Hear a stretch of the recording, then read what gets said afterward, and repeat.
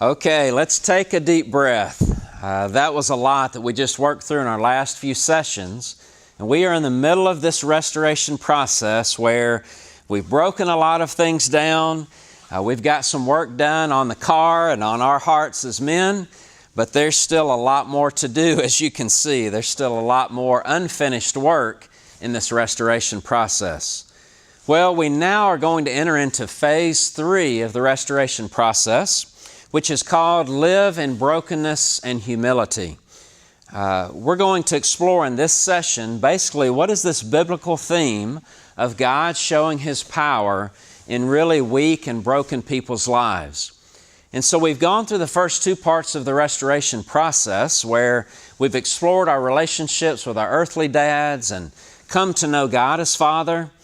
And you've now just come through phase 2, which is really dealing with your story as a man, knowing self. And let me say, in that session I didn't share a lot about my story, but in the book I talk a good bit about my journey and particularly my marriage story. And one of the things I hope that you're finding through this book is that I am not a guy who has it all together. This is not a book to give you 3 or 4 tips and techniques to being a good Christian guy. I'll be honest with you, I'm a broken man, and I've still got a lot of work to do in myself. And so this phase of the process, which is talking about living in brokenness and humility, I guess I've just found over the years in my own life and in walking with and counseling a lot of men that God's power really does come into our lives when we are the most broken and weak. And so in my own story, I've been through a lot, and my marriage that came close to divorce, God has really shown His favor and a lot of strength in the midst of our weakness.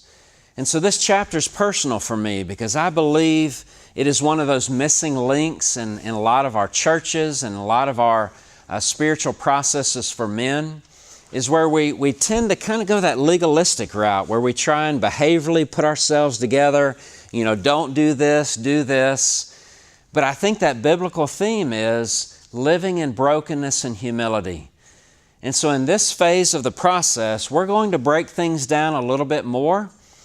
And it's in this part that we are going to look at 3 particular passages in the Scriptures. And I encourage you once again to get your hands dirty with God's Word. Don't just read this like a textbook. Really dig into these 3 key passages.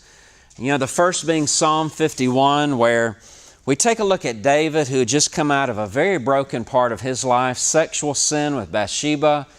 Murder was now on his resume, and he pins Psalm 51 to basically highlight for us how God deals with our broken lives and broken stories. I encourage you to dig into that chapter, that psalm a little bit more. Then we're going to go from there into Hosea Chapter 2. And in my own story, Hosea's story is one that really hits home. It was many years ago when Melody and I went through the really deep, dark brokenness of our own marriage. And I remember how Hosea, the story, and particularly Hosea 2, it really ministered to me a lot because I found in that story a lot of my own brokenness and a lot of the brokenness in our marriage. And so as you dive into that, you're going to see a marriage between Hosea and Gomer that really highlights the relationship between God and His very broken people. And you're going to see how God brings about restoration, but it comes through brokenness. It's that whole thing that God shows His power in broken and vulnerable and weak people's lives. And then finally, we're going to venture into 2 Corinthians 12. What an amazing passage. Paul here is dealing with his, what we call a thorn in the flesh. We don't fully know what that is, but it's some part of Paul's story that he wishes he could edit out.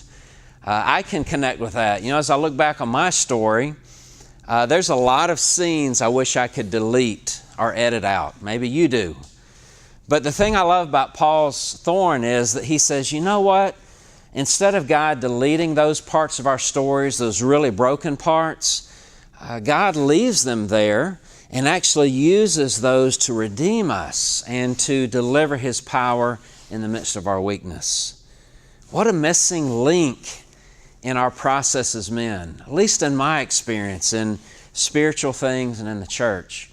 And so phase 3 is to live in brokenness and humility. I just think as we explore this part of our journey, we're going to have to break a few more things down. Things are going to get messy again because we're going to realize how broken and really messed up we are as men. But I think we're also going to see the good heart of our Father, who will deliver strength, who will deliver power in the midst of our really broken stories.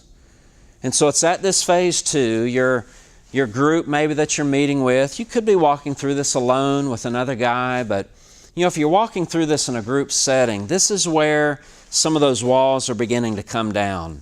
You're digging into each other's stories. You're starting to realize that this is a group of guys that are just as messed up as you are. And this is a group of guys who really want to try and seek God out. And so as you share, particularly in that context of that group, let me encourage you to push in a little bit more. Don't let that kind of religious thing go up or begin to hide. No, this is a place to be broken and to be weak and vulnerable, even with a group of brothers. Because what you and I will find is, as we do that with one another, not only do I get stronger and you get stronger together, we get a lot stronger together too. So phase 3, live in brokenness and humility. I invite you to dig in and continue the restoration process.